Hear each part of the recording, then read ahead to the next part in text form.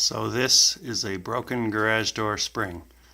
It's supposed to look like that, all twisted up in one piece, but it broke into two pieces.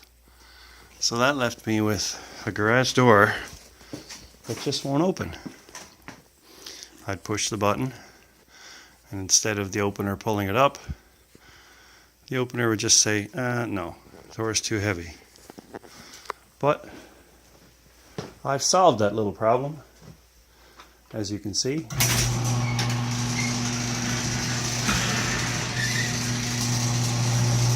The door now opens even though it has a broken spring. So what's going on? Well, have a look over there as the door goes down.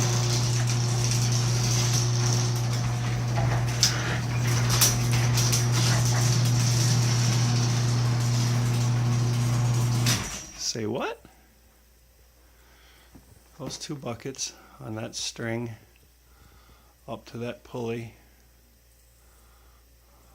over to that pulley. I don't know if you can see it up there. What's going on here? Two buckets of water, a string, a pulley, a rope, and a pulley, and the rope disappears behind the door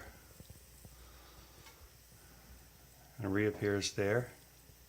So the rope is on the outside of the house. Okay, that's kind of interesting. So when you go over here and push the button, here's what happens. The buckets go down.